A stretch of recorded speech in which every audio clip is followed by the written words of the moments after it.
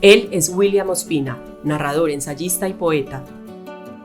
Nació en Tolima en 1954 rodeado de naturaleza, de relatos familiares y de la música interpretada por su padre. Elementos que fueron configurando su sensibilidad para la escritura y que luego se verían reflejados en el libro Guayacanal. Su tejido literario comienza con Hilo de Arena, su primer poemario. Luego vendrían El País del Viento, Con quien habla Virginia caminando hacia el agua, y Sansetti. En 2005 publica Ursúa, la primera novela de la trilogía sobre la conquista, compuesta por El País de la Canela y La Serpiente sin ojos. La escritura de William Ospina también se ha inclinado hacia el ensayo, con una mirada crítica al país, a la historia, a la política y a la sociedad.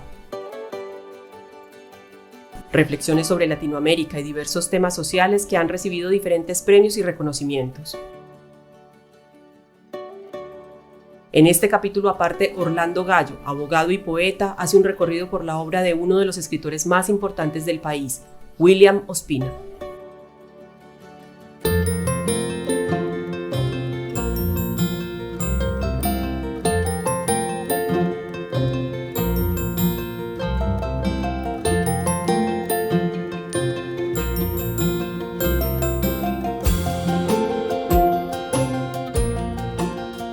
Preguntarle a William por esos comienzos, por el primer contacto, siempre es una inquietud para mí, el primer contacto con la palabra, con la literatura, con el poema, con la belleza de lo literario. ¿Cómo fue? Pues Orlando, en primer lugar, es un placer verte, que hace tiempo no nos veíamos y no conversábamos. Después te pregunto por la familia. Y bueno, a mí me gustaría poder hablar de cuáles son los libros que más me influyeron inicialmente para lo que habría de ser, yo no lo sabía, mi carrera literaria. Pero yo prefiero siempre decir que antes de que llegaran los libros, que no llegaron tan temprano a mi vida, llegaron las canciones y los cuentos que me contaban de niño. Y yo creo que nada como eso me inclinó después a la escritura y a una relación pues intensa y apasionada con el lenguaje. Mi papá pues fue siempre cantor, pasó por la vida cantando y yo oí muchos cuentos en mi infancia. Así que cuando apareció el primer libro fue como una prolongación natural de todas esas experiencias anteriores y afortunadamente nadie me indujo a leer, sino que había un libro, el único libro que había en la casa, porque mi casa no era casa de libros, ni la casa familiar no fue nunca casa de libros, pero el único libro que había para mí se convirtió como en un objeto extraño, en una especie de talismán, y yo disfruté mucho su lectura, y esa fue la puerta por la cual llegué a los otros libros que he leído. Pienso también tu comienzo de trayectoria, tu desplazamiento, llegar a Cali y estudiar Derecho y conocer un círculo intelectual y en ebullición en ese momento en Cali. ¿Quisieras hablarnos de esto, William? Sí, yo diría que las experiencias que yo después querría convertir en literatura me llegaron primero y la vocación literaria me llegó después. Cuando yo vivía en esos pueblos, pues viví muchas cosas que ahora las miro con una perspectiva literaria, ¿no? Y que me parecen apasionantes. Pero solo cuando llegué a Cali realmente a estudiar a la universidad, después de años de vivir mi bachillerato en Fresno, Tolima y de andar por esos pueblos de la cordillera en tiempos de la violencia, solo cuando llegué a Cali empecé a conocer otra gente a la que también le interesaba la literatura, con la que ya podía tener diálogos literarios, con la cual podíamos entusiasmarnos recíprocamente, y empecé a vislumbrar la posibilidad de que lo que a mí me gustaba hacer, que era escribir furtivamente por allá y esconder las cosas, podía ser algo más que un entretenimiento vergonzante, podía ser una vocación y si no un oficio, por lo menos un destino. Sí.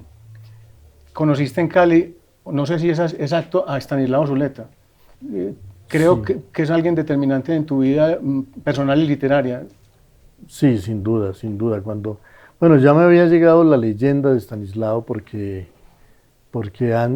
antes de que yo llegara a la Universidad Santiago de Cali a estudiar, Estanislao, que era un autodidacta y que no había terminado el bachillerato, había sido llamado, sin embargo, por el rector de la universidad y por los estudiantes de la Universidad Santiago de Cali para que fuera el vicerrector de la universidad. Y fue la primera vez que él le hizo como una concesión al mundo académico, al que él criticaba mucho. Él le había mandado decir a sus padres que se iba a retirar del colegio porque el colegio no le dejaba tiempo para estudiar. Entonces, esa crítica de la academia estaba muy viva, pero él aceptó ir como vicerrector, aunque resistió poco tiempo esa experiencia. Pero cuando yo llegué a la universidad, encontré como el rastro que Estanislao había dejado en los debates intelectuales, en la vivacidad de la polémica, en la discusión sobre el marxismo, sobre el psicoanálisis, sobre la filosofía de Nietzsche, sobre el estructuralismo, sobre todo eso que sacudía, digamos, las aguas del mundo intelectual en los años 70.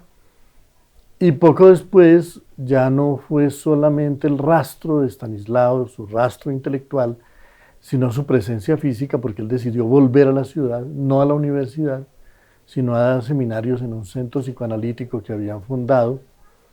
Y tuve la oportunidad de conocerlo y el deslumbramiento que significó para mí cuando tenía 20 años, ver a alguien con tanto conocimiento, con tanto talento y con una capacidad tan extraordinaria de expresar lo que decía con un sentido del humor y con una profundidad maravillosa, porque él embrujaba pues auditorios en esos tiempos.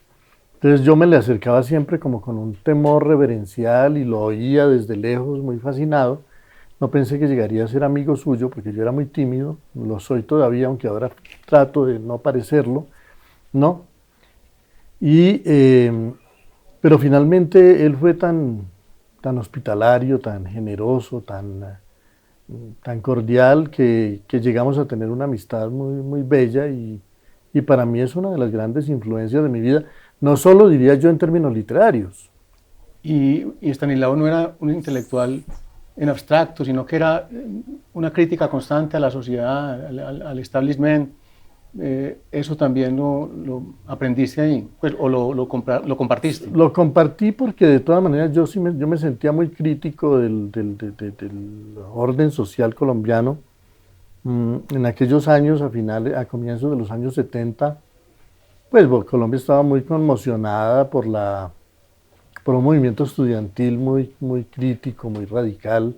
Cali mismo, antes de que yo llegara en el año 71, había tenido unas manifestaciones estudiantiles tremendas, había habido muertos, ¿no? La eterna historia de Colombia se repetía allí. Y entonces, pero digamos que recuerdo ahora que tal vez fue Chesterton el que dijo que una revolución es una tempestad que lleva una idea en el centro, ¿no?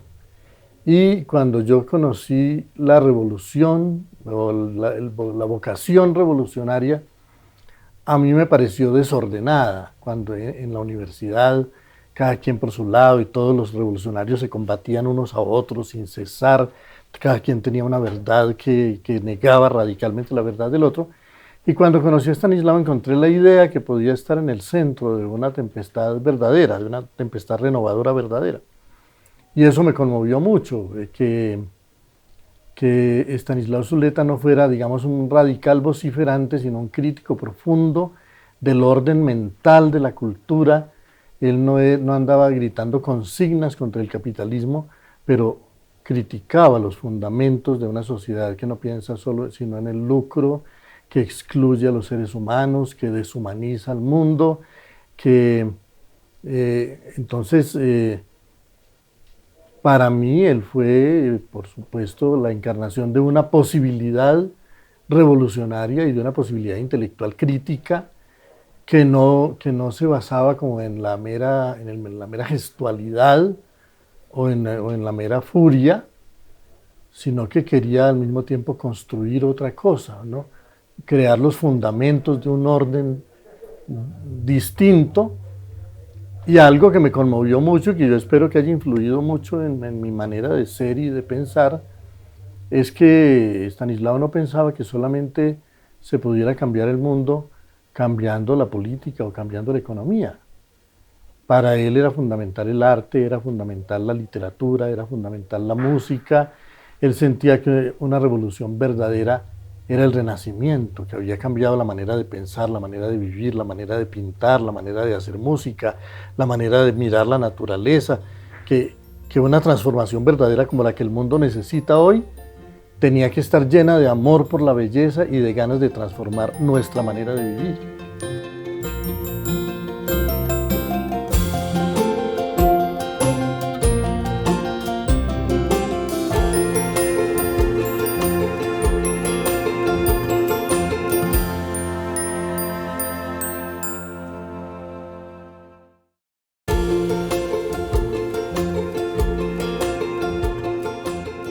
Tengo aquí Es tarde para el hombre, autografiado por William, un libro de 1994 que me marcó y marcó a mucha gente, a muchos colombianos, y que fue, digamos, una apuesta de William por una opción de vida y de literatura, que yo me atrevería a citar este párrafo de Los románticos y el futuro, que es hermoso y casi lo memorizo, pero dice así: Bertrand Russell dejó escrito que el momento más alto del romanticismo europeo no había sido un poema, ni un lienzo, ni una sinfonía, sino la muerte de Byron en Missolonghi, luchando por la libertad de Grecia.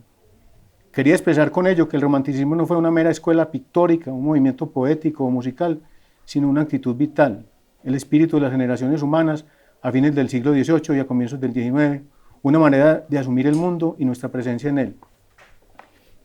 Yo, William, pienso que en ese momento le estabas apostando a un tipo de escritura, de desarrollo intelectual, que pretende incidir en el mundo, actuar sobre el mundo, actuar sobre la gente, y no ser simplemente una urna de cristal, una torre de marfil, como tantas, que también es una opción, pero creo que le apostaste a una escritura comprometida, pues, entre comillas. Sí, lo que pasa es que uno tiene que serle fiel sobre todas sus convicciones, ¿no? Yo creo que nadie escribe, o nadie debería escribir lo que se debe escribir, sino lo que necesita escribir. Ese libro tiene mucho que ver con la muerte de Estanislao, porque yo había sido muy amigo de él y había sido su interlocutor tímido, como digo, pero se me quedaron muchas cosas por hablar con Estanislao. La muerte siempre viene e interrumpe los diálogos a veces antes de que comiencen realmente, o antes de que maduren. Y entonces cuando Estanislao se murió, yo de repente sentí que había un diálogo que se había muerto casi que al comenzar, y que tenía muchas cosas que preguntarle, muchas cosas que opinar sobre lo que él decía, algunas discrepancias con respecto a su manera de pensar y de obrar, y ahora no tenía con quién hablarlas, entonces me puse a hablarlas conmigo mismo. Y por otra parte, yo había estado dedicado a la lectura durante unos 20 años, escribiendo solo poemas, pero no escribiendo ensayos ni nada parecido. Y entonces yo leía y leía, pero yo creo que yo iba acumulando reflexiones, así como me acordaba de frases y de textos. Y un día, después de la muerte de Estanislao, escribí ese ensayo, Los románticos y el futuro, que está muy dictado por la ausencia casi inmediata de él. Y ese ensayo me dictó los otros 6 ensayos que forman el libro, que son reflexiones sobre el progreso, sobre la publicidad, sobre la medicina en nuestra época, sobre el crecimiento de las ciudades. Y entonces descubrí que todo lo que había venido acumulando a lo largo de esos años de lectura y todo eso que necesitaba discutir con Estanislao y ya tenía interlocutor ausente, brotó allí, pero de una manera incontenible, ¿no? Yo esos ensayos los escribí casi que de un tirón y casi que necesitaba ni corregirlos ni levantarme a consultar en los libros las frases, porque yo tenía las frases. Pero hay citas, hay varias citas. Está lleno de citas, pero esas citas todas las hice de memoria, porque todo eso lo había estado acumulando durante años. Y claro, era una especie de manifiesto mm, frente a la época, ¿no? Frente a la modernidad. La expresión de mis temores con respecto a los peligros a los que nos llevaba este modelo de civilización. Eh, y el libro que salió en 1994 se mantuvo muy vivo gracias a las refutaciones, porque cada mes salía una refutación nueva de alguien, algunos de los ilustres escritores contemporáneos, muchos amigos míos, salieron a refutar las cosas que yo decía allí, o a burlarse de ellas algunas, porque era Héctor Abad, exagerado. creo recordar. Héctor Abad hizo una crítica Alejandro muy- Gaviria de pronto, ¿no? más tarde. Sí. O sea, sí, él hizo un comentario sobre eso. Claro, les parecía que yo exageraba, les parecía que yo no traía suficientes pruebas de lo que estaba afirmando, les parecía que yo era muy romántico, cosa que para mí no es de ninguna manera una ofensa, porque yo siento realmente que yo admiro la era romántica, y además he dedicado buena parte de mi labor literaria a mostrar que el romanticismo y la sensiblería son dos cosas distintas, que el romanticismo fue un movimiento histórico importantísimo, y yo ahora no lo veo como un hecho del pasado, sino como un hecho del porvenir. Yo siento que si el mundo quiere salvarse, tendrá que volver a mirar lo que los románticos dijeron, ¿no? Y siguen diciendo, porque solo el amor por la vida, solo la pasión y solo un culto por la razón que no sea excluyente de las otras virtudes humanas, de la emoción, de la sensibilidad, de la intuición, de la imaginación, de la fantasía, solo la recuperación de todo eso que nos arrebata este mundo sórdido y mezquino del capital y en que vivimos, podrá verdaderamente ayudarnos a salvar el mundo. Entonces, lo que yo dije en ese libro hace ya casi 30 años, todavía sigue siendo, diría yo, mi ideario vital. Yo me identifico con ese libro tal vez más que con cualquier otro que yo haya escrito, y de alguna manera todo lo que escribo es un desarrollo de las cosas que dije allí, en ese que fue uno de mis primeros libros. Recuerdo que hablar de creer en el milagro, ese alegato contra el nihilismo, es como que ser nihilista es irresponsable, pues. Es un libro lleno de fe, una fe muy racional, porque está lleno de argumentación también. La mirada de hielo me encanta también como ensayo, ese comienzo con Adriano, el emperador Adriano frente a su médico, Sí.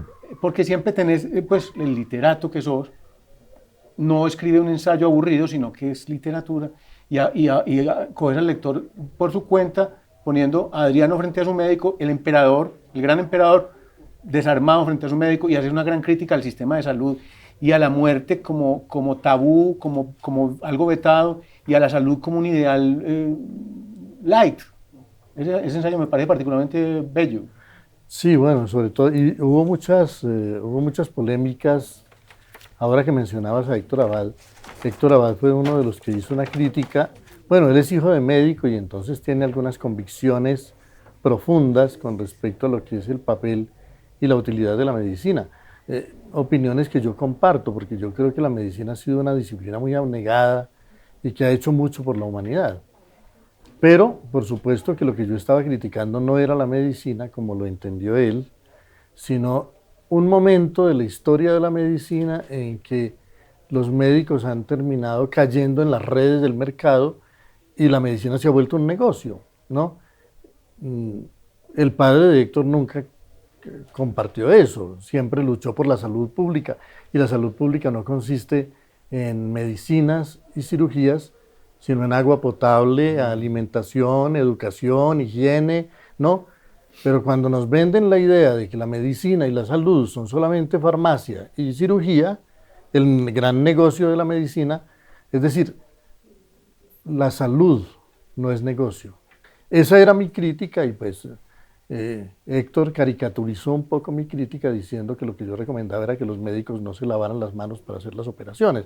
Eso fue un poco desleal como lector, pero la verdad es que mi crítica no es una crítica de la medicina, sino de un momento de la historia en que se está traicionando el espíritu de generosidad que la medicina siempre tuvo. A mí me encanta cuando escribí sobre escritores y sobre literatura, porque es algo que dominas y que hace que esa incursión en esos autores sea llena de amor y de entendimiento de sus obras. Y esos extraños prófugos de Occidente son Lord Byron, que es un personaje que se pasea por toda tu obra, Emily Dickinson, Faulkner, Hölderlin.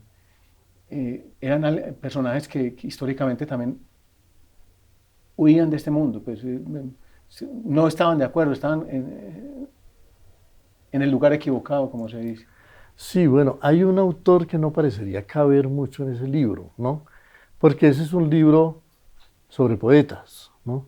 Es un libro sobre Rimbaud, es un libro sobre Emily Dickinson, sobre Byron, sobre Whitman, ¿no? Sobre Hölderlin. Y de repente, en medio de esa pléyade de poetas fugitivos que contrastaban profundamente con su época, hay un novelista que es William Faulkner, Sí, ¿no? Y básicamente una novela, porque, ¿no? Yo no sé por qué tengo la sensación de que cada vez que leo a un novelista, me basta con una novela y casi que no puedo seguir con las otras. Así me pasó con Dostoyevsky en mi adolescencia. Yo leí El Príncipe Idiota y no pude leer más novelas de Dostoyevsky. Es como si hubiera quedado ultra saturado de frío y de trenes y de aristocracia empobrecida y de dramas de la conciencia, y sentí que todo Dostoyevsky ya me inundaba de tal manera que no podía seguir echándome crímenes y castigos en el alma, ¿no? Con Faulkner me ha pasado algo similar. Yo leí Luz de Agosto y es tal vez la novela más poderosa y más intensa que yo he leído en mi vida. Cada uno de los principales personajes de Luz de Agosto es para mí más vivo que casi cualquier persona que yo haya conocido, más intenso, más nítido, ¿no? Es casi shakespeariana la manera como construye personajes inolvidables. Y después he tratado de leer los otros libros de Faulkner y no es que no me parezcan buenos, sino que siento que ya no puedo echarme a cuestas más Faulkner, más mundo faulkneriano. Entonces, como esa novela me impresionó tanto, como esa novela me conmovió tanto, y todavía continúa, la he leído una sola vez, la recuerdo casi toda, y todavía me paso a veces cuando estoy solo horas pensando en esa novela, pensando en este personaje y en este otro, y descubriendo por ahí cosas. Entonces me impresionó de tal manera que yo diría que el efecto de esa novela sobre mí fue un efecto poético.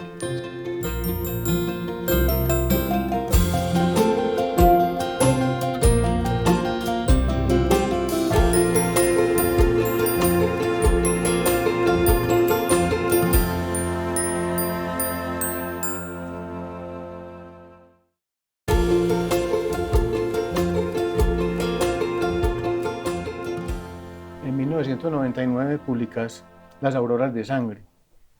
Es tu ensayo sobre las elegías de varones ilustres de Indias de don Juan de Castellanos. Ese momento también lo considero como muy importante en tu obra porque te abrió como otro universo. ¿Cómo fue ese abordaje, ese larguísimo poema, William? Habría que decir que fue accidental, porque un día me llamó María Mercedes Carranza a invitarme a participar de un proyecto que estaba haciendo la Casa de Poesía Silva en Bogotá, que era una historia de la poesía colombiana. Como a mí nunca me invitaban de la Casa de Poesía, entonces me llamó la atención que me llamaran y fui y hablé con ella. Yo la había conocido muchos años atrás. En realidad las primeras cosas que yo publiqué en la vida me las había publicado ella en un suplemento literario que tenía en Cali con Fernando Garavito, que se llamaba Extravagario. Muy bueno. En el año 75, yo tenía 21 años. Y entonces me dijo que quería que yo escribiera un capítulo de la historia de la poesía colombiana. Me ilusioné de que me dijera que escribiera sobre Barba Jacobo, sobre León de Greiff, ¿no? Pero no, ella quería que escribiera sobre algún poeta reciente que yo no conocía. Entonces le dije que no, que desafortunadamente no conocía al poeta lo suficiente para escribir un capítulo sobre él, pero que si tenía alguna otra cosa, pues yo podía intentarlo. Entonces me habló de los primeros capítulos del libro, que eran sobre poesía de la conquista y poesía de los tiempos de la independencia. Le dije, pues yo tampoco sé de eso. Me dijo, pero tienes la oportunidad de aprender algo, ¿no? Me regañó un poco. Entonces, Era mandoncita, ¿cierto? yo le dije, tienes razón, yo acepto porque tengo la posibilidad de aprender algo. Y entonces ella misma me dijo, hay un poeta que se llama Juan de Castellanos, pero mi papá decía que no tenía sino un verso bueno, ¿no? Eduardo Carranza, que era la voz cantante de la poesía colombiana en otro tiempo, le había dicho a su hija eso y entonces eso se había vuelto pues la verdad revelada. Entonces yo empecé a leer la obra de Juan de Castellanos, así un poco por deber, y me sorprendió que ese poeta que tenía fama de ser tan polvoriento y tan aburrido y sobre todo tan minucioso y que lo había contado todo y que había hecho un libro casi interminable, me interesó. Me interesó. Yo leía y leía y decía, pero esto es apasionante, esto es maravilloso. Yo siempre quise saber qué pasó aquí al comienzo, cómo empezó esto, cómo fue el choque del mundo europeo con el mundo americano. Este es el libro que nos revela cómo empezó nuestra cultura y además estuvo por todas partes, conoció todo el territorio, sitios que no volvió a cantarle ningún poeta jamás en Colombia, están cantados en Juan de Castellanos desde La Guajira hasta Mocoa, por Bojayá, por donde uno quiera. Esos conquistadores avanzaron por todas partes y eso, y lo que al comienzo quería ser solamente un retrato de unos conquistadores y de sus hazañas, ¿no? A la manera del Renacimiento, los varones ilustres, terminó siendo otra cosa, porque Juan de Castellanos era sensible a la naturaleza, era sensible a América, llegó aquí a los 17 años, vivió hasta los 85, vivió 70 años en América, se volvió un americano, fue el primer poeta verdaderamente americano de la historia en lengua castellana y tenía una curiosidad de hombre del Renacimiento. Lo miraba todo, cómo eran las flechas, cómo eran los caimanes, cómo eran los chigüiros, cómo eran las anacondas, cuánto midió la serpiente, cómo la mataron, cómo le clavaron la flecha en el ojo, ¿no? Y yo estaba viendo una película fascinante que era la que había soñado ver siempre, la que no había encontrado ni siquiera en la película Lope de Aguirre de Werner Herzog, que yo quedé decepcionado. Muy bonitos los paisajes, pero yo sentía que ahí había pasado algo más que lo que Herzog mostraba en esa película. Entonces, leer a Castellanos me reveló un mundo, y me reveló un mundo que me pertenecía, porque nos pertenecía a todos, y porque nosotros vivimos en un país que ignora mucho su memoria, su pasado, ¿no? Aquí nos han hecho creer que aquí no ha pasado nada, ¿no? Que estamos aquí apenas puestos sobre un mundo sin memoria, y resulta que yo llevo, desde que empecé a leer a Juan de Castellanos, que fue hace 30 años, ¿no? Descubriendo todos los días todo lo que ha pasado aquí, que no sabíamos y que casi que nos ordenan no saberlo. Detrás de la cabalgata sanguinaria y genocida de Francisco Pizarro y de Hernán Cortés y de Gonzalo Jiménez de Quesada y de Pedro de Heredia, había una cabalgata más silenciosa, pero mucho más poderosa y más eficaz, que fue la de los cronistas, nombrando todo, descubriendo todo, asombrándose con todo, con los árboles, con las tempestades, con la vegetación, con los caimanes, con las serpientes, con los monos, descubriendo un mundo maravilloso que era para Europa como si estuvieran encontrando otro planeta. Es lo más parecido a si encontráramos alguna vez un planeta y lo conquistáramos, fue hace 5 siglos llegar a América y encontrar esa naturaleza tan distinta de la naturaleza europea y ese mundo humano, esas pirámides, esos rituales, esas canciones, esos lenguajes, esa cantidad de idiomas que estaban regados por el continente y que la conquista bárbara intentó borrar. Pero la conquista civilizada, que fue la de Juan de Castellanos y la de Oviedo y la de Bernal Díaz del Castillo y la de Cieza de León, exaltó todo eso, ¿no? Lo hizo visible. Entonces hubo una lucha en el alma española y en el alma de la cultura entre los que borraban un mundo y los que descubrían un mundo. Entonces eso fue para mí apasionante y también ahí quedé atrapado porque cuando terminé de escribir mi libro sobre Juan de Castellanos, yo dije, ya cumplí, ¿no? Mentiras, que al otro día me dije, no, ahora que ya hice un ensayo, yo lo que quiero hacer es una novela, porque yo ya sé cómo fue la conquista y cómo eran los detalles de la conquista. Creo que yo puedo contar algún episodio y entonces por primera vez se me ocurrió la idea de escribir una novela que rápidamente se me convirtió en 3 y ya le había dedicado 10 años a Juan de Castellanos y le dediqué 15 años más escribiendo esas novelas Y por eso digo que fue un accidente encontrarme con él, la conversación con María Mercedes, pero de esa conversación nació pues lo que me dediqué a hacer durante 20 años. Y llega ese tríptico que en verdad es un tríptico porque son novelas que se entrecruzan en sus personajes, en sus paisajes y en sus acciones. Hay toda una investigación. La ha llamado la nueva novela histórica, lo que hiciste con ese tríptico. ¿Cómo fue ese proceso del ensayista, del poeta, abordar la ficción histórica? Bueno, hay algo que ha sido una constante en mí, y es que cuando escribía, al comienzo escribía poemas, pero yo no me atrevía a llamarlos poemas, porque yo sabía que la poesía era una cosa muy importante y muy llena de requisitos y de cánones, y yo no los manejaba, por supuesto, entonces no me atrevía a decir que esos fueran poemas. Cuando escribí ensayos tampoco acababa de estar muy seguro de que fueran ensayos, y por supuesto cuando me dio por escribir esa historia de la conquista, no pensé que iba a escribir una novela. No me sentía con el talento para escribir una novela, ni me siento todavía con él. Fue un intento, pero pues se volvieron novelas por darles ese nombre, porque al fin y al cabo, afortunadamente la novela es un género tan, es como una hidra en la que cabe todo, porque si uno llama novela al Ulises de Joyce, y a la Metamorfosis de Kafka y a Pedro Páramo de Juan Rulfo, en la novela caben muchas cosas, ¿no? Y nadie puede salir a decir, la novela tiene que ser así, o tiene que ser así, o tiene que ser así. Y yo creo que el que escribe tiene que ser curioso y tiene que atreverse a contar las cosas como puede. Nadie hace el libro perfecto, cada quien hace el libro posible, no el libro ideal, ¿no? El Quijote es una tentativa gloriosa, sublime, pero como dijo Borges alguna vez, Quevedo le habría podido corregir cada página a Cervantes. Lo que pasa es que no habría sido capaz de escribir una sola de ellas, ¿no? Entonces, bueno, ya me dediqué a contar esas historias como pude y a descubrir por el camino los obstáculos que había. Para mí el más importante de los obstáculos escribiendo, por ejemplo, Ursúa, fue que en mi imaginación yo podía ver a los conquistadores. Podía ver sus barcos, podía imaginarlos, podía ver sus armaduras, sus caballos, sus flechas, sus lanzas, sus espadas, sus perros. Pero yo buscaba a los indios en mi imaginación y no los veía, ¿no? Yo decía, ¿dónde están? No sé qué decir de ellos, no los veo, no hay individuos como en Europa, la Europa del Renacimiento, fulano, con su memoria, con su biografía.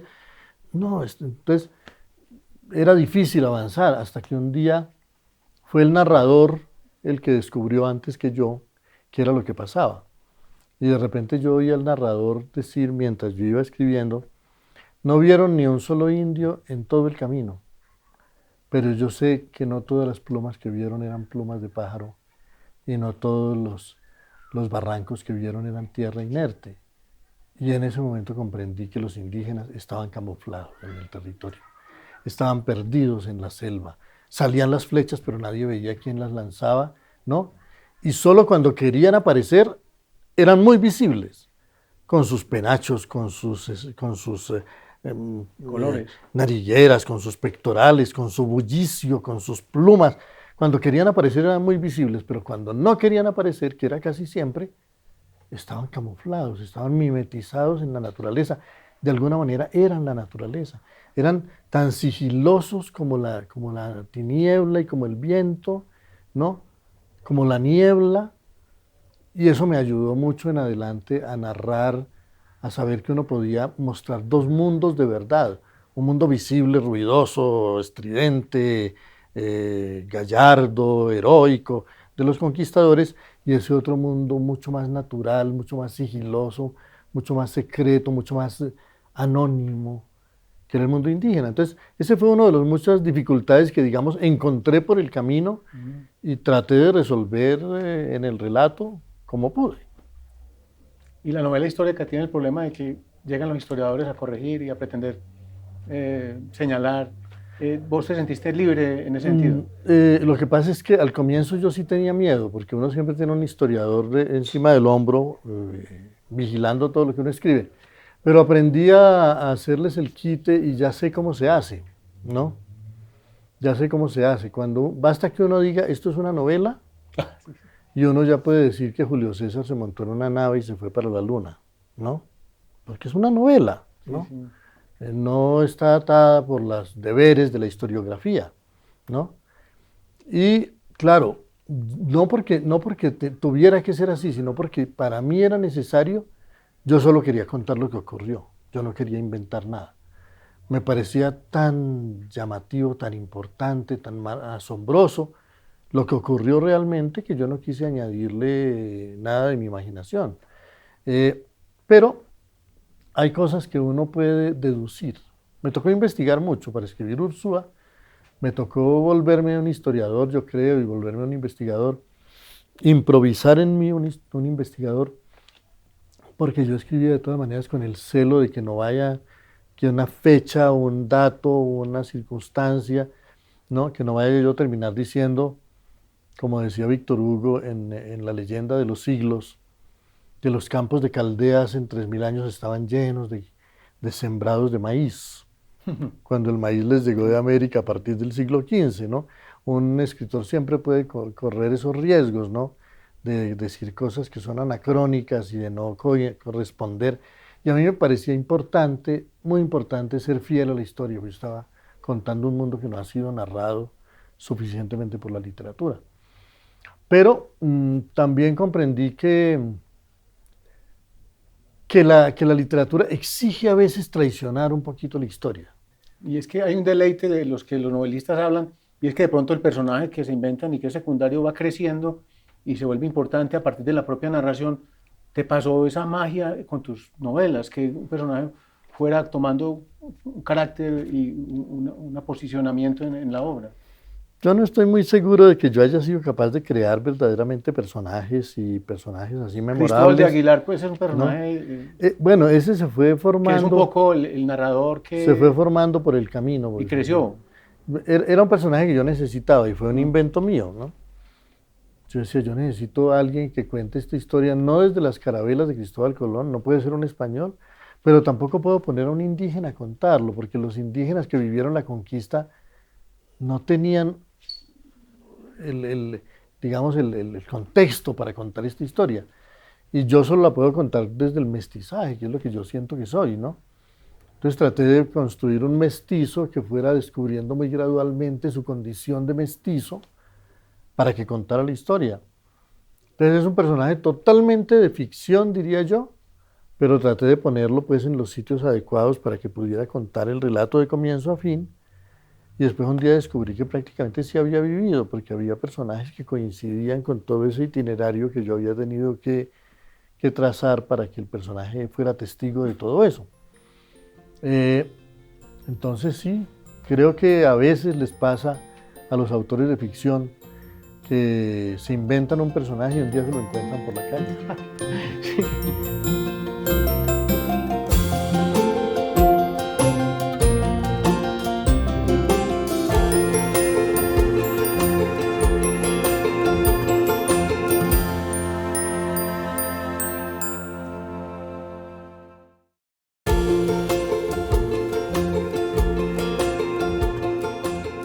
En 2015 publicaste El año del verano que nunca llegó.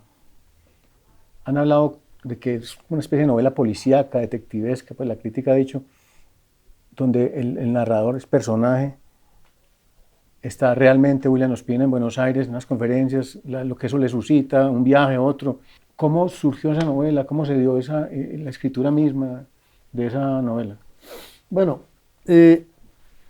ya hablábamos de cómo yo he sentido desde hace mucho tiempo mi fascinación por el romanticismo, ¿no? Que no es tanto una fascinación cuanto una búsqueda. Yo siempre siento que el romanticismo fue un montón de cosas que son decisivas para la historia de los 2 últimos siglos y que serán decisivas para el futuro de la humanidad. Pero el saber eso o intuir eso me obliga a interrogar continuamente qué fue realmente el romanticismo, quiénes fueron los románticos, por qué fueron como fueron, por qué vivieron como vivieron. Y entonces el hallazgo casual de ese momento en que se encontraron Byron y Shelley en Suiza con sus novias y en una noche tormentosa de un verano que no llegaba, no precisamente los grandes poetas, sino los que vivían a su sombra, engendraron los grandes mitos de la época que fueron Frankenstein y el vampiro. Fue para mí un descubrimiento tan fascinante, porque si a uno le dicen que Frankenstein y el vampiro nacieron el mismo día, uno ya queda como inquieto, ¿no? Pero si le dicen que nacieron el mismo día en la misma casa, uno ya tiene que dedicarse a averiguar qué fue lo que pasó. Y eso es lo que me ocurrió a mí, ¿no?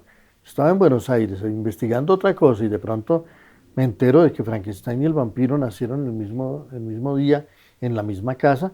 Yo quiero saber qué casa es esa, yo quiero saber quién escribió esto, quién escribió lo otro, cuál era la relación entre los dos, qué hacía Byron ahí, qué hacía Shelley ahí, qué casa era esa, dónde quedaba. Y la obsesión fue para mí tan grande que no bastó con que investigara en internet, sino que tuve la oportunidad de irme a Suiza y el mismo día en que llegué ya estaba dando vueltas alrededor de esa casa, donde habían nacido los monstruos. Es que no es cualquier casa, la casa donde nacieron los monstruos el mismo día. Entonces, esa experiencia para mí fue fascinante y todo lo que pasó alrededor. Y empecé a visitar los sitios que tenían que ver con la historia. Me fui para Inglaterra, traté de llegar a la abadía, al castillo de Byron. Me perdí en un pueblo por allá a medianoche, en la oscuridad, en la nada.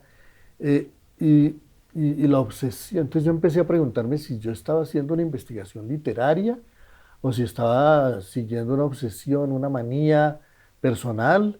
¿Qué me estaba pasando? Entonces uno empieza a moverse entre el interés por la historia y ¿no? Si uno necesita historiadores o psiquiatras, no se sabe muy bien qué es lo que está necesitando.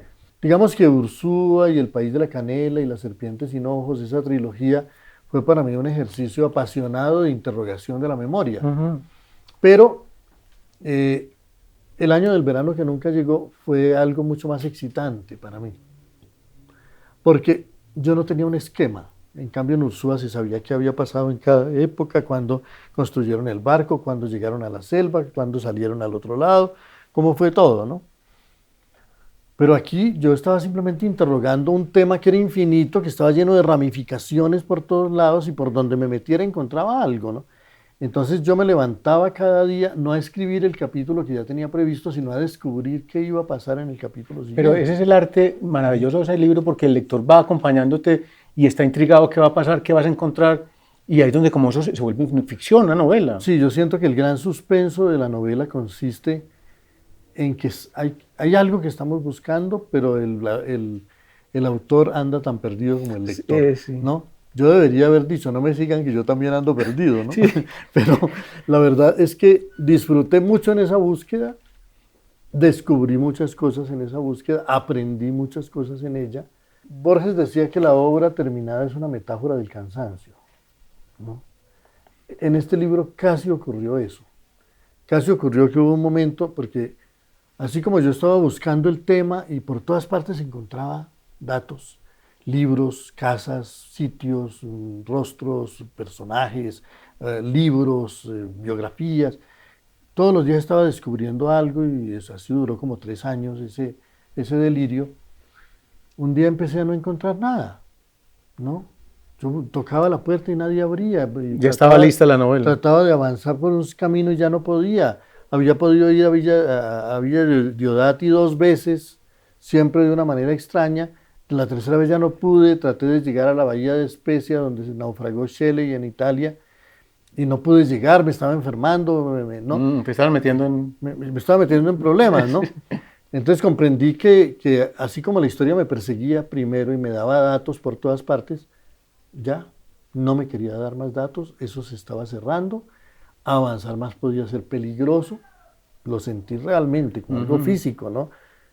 Puede ser peligroso seguir buscando más. Entonces quiere decir que el libro se está terminando y entonces fui dejando que el libro se terminara y bueno, así. Pero fue una experiencia, yo diría que no fue solamente una experiencia literaria, fue una experiencia de vida en la que espero que hayan cambiado muchas cosas en mí porque viví muchas experiencias y creo haber aprendido algo.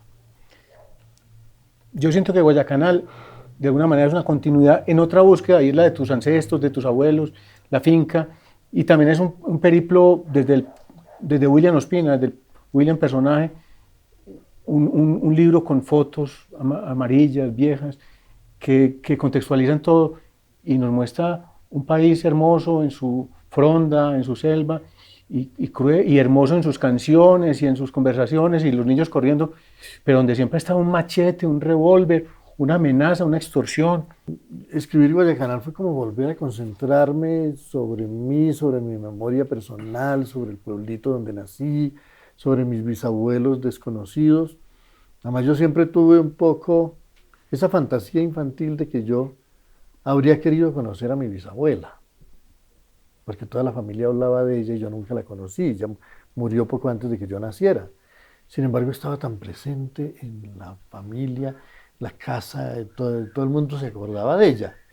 Para mí siempre fue fascinante eso de que los colonos antioqueños salieron a unas selvas que parecían estar en el primer día de la creación, donde no había pasado nada nunca, que estaban despobladas, donde no había sino naturaleza y exuberancia, y de repente descubrían dos cosas. Una, que ese paraíso tenía dueño y no dejaba entrar a nadie, ¿no? Y otra, que ese mundo recién creado estaba lleno de tumbas sumergidas, o sea que había unos mundos sepultados, ¿no? Que eran esas huacas que buscaban mi bisabuelo y mi abuelo y que a veces encontraban. Entonces, el hallar esos mundos sepultados debajo de los otros, debajo de la naturaleza, y el hallar esos mundos como enajenados, que no le pertenecen a la humanidad, sino a unos cuantos, fue una de las tensiones de ese relato. Todo eso era muy interesante y fue muy grato para mí vivirlo y sentir que siendo la historia de una familia, eso no era para mí lo más importante, ¿no? Hacer el retablo familiar, no, sino saber que era la historia de muchas otras familias, que toda esa colonización tenía como unos mismos arquetipos, unos mismos modelos, que como mi mamá Rafaela, había miles de bisabuelas, de esas mujeres recias que inventaron un mundo, porque el mundo no se lo inventaban los hombres, ¿no? Los hombres abrían los caminos, tumbaban los árboles y hasta hacían las casas, pero un mundo lo construye la ternura, la memoria, la comida, el cuidado, ¿no? La protección, la música, los cuentos, las fiestas. Eso es el mundo verdadero y ese mundo lo construyeron ellas, ¿no? Esas mujeres maravillosas, anónimas, que fueron las que verdaderamente crearon una cultura. Le agradecemos por su presencia en Capítulo Aparte. Felicidades. A ti, Orlando, muchas gracias por permitirme decir todo esto.